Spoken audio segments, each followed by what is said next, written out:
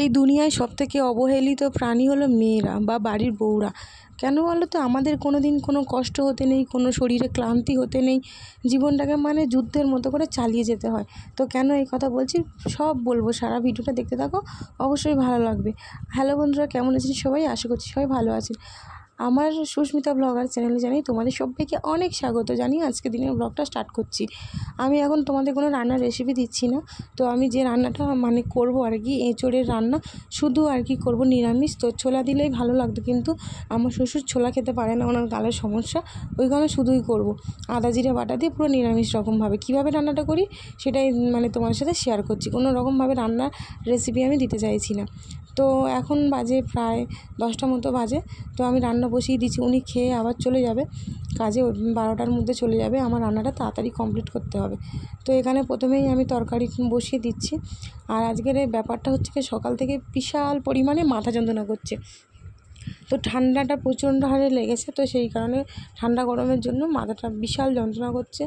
আর কোনো কষ্ট বোঝার মতো কেউ নেই যে আমার কষ্ট বুঝে আমাকে হেল্প করবে, সাহায্য করবে।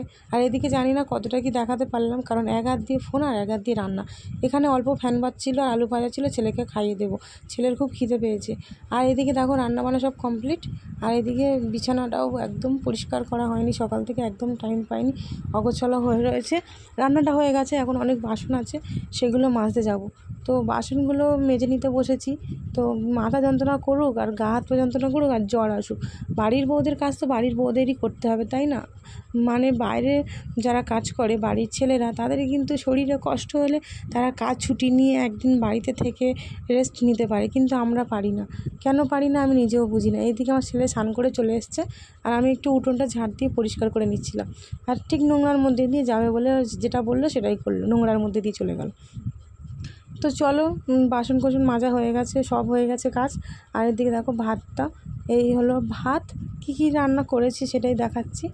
আর এইদিকে দেখো, এটা হচ্ছে ডাল, কালকেকার ডাল ফ্রিজে ছিল। আর এটা হলো উচ্ছে ভাজাটা তোমাদের সঙ্গে দেখানো হয়নি, তো শুধু তরকারিটাই দেখিয়েছি। আর এই হলো নিরামিষ এঁচোড়ের তরকারি। কালারটা কিন্তু দারুণ এসছে, জানি না খেতে কীরকম হবে। আর আমার এঁচোড় শুধু ভালোও লাগে না।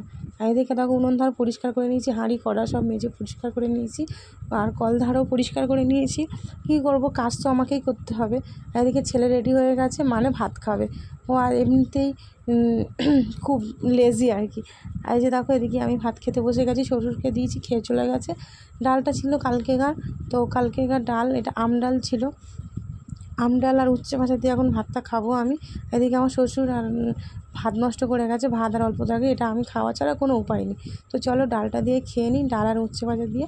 তো এই যে ছেলেকেই প্রথমে দিলাম, ও যদিও টক ডাল পছন্দ করে না, তাও খুব একটা বেশি খায় না। আর এইদিকে দেখো ডাল ভাতটা অনেকটাই ভালো লাগলো, কারণ জ্বর মুখে। আর এখন আমি এঁচোড়ের তরকারি আর যে শ্বশুর যে ভাতগুলো নষ্ট করে গেছে, এটাই আমার এখন খেতে হবে, কারণ আমি ভাতটা একটু কম নষ্ট করি, ভালো লাগে না ভাত ফেলে দিতে বা নষ্ট করতে। তরকারিটাও নিয়ে নিলাম, কারণ এগুলো আমি খাওয়া ছাড়া আর কেউ নেই খাওয়ার মতো, আর যারা খাবে তারা সব রাতে খাবে। তো এটো ভাতটা তো আর রেখে দিতে পারি না রাতের জন্য। তো আমিও একটু তরকারি নিয়ে নিলাম, তরকারি নিয়ে এখন আমি দেখবো এঁচোড়টা কীরকম হয়েছে।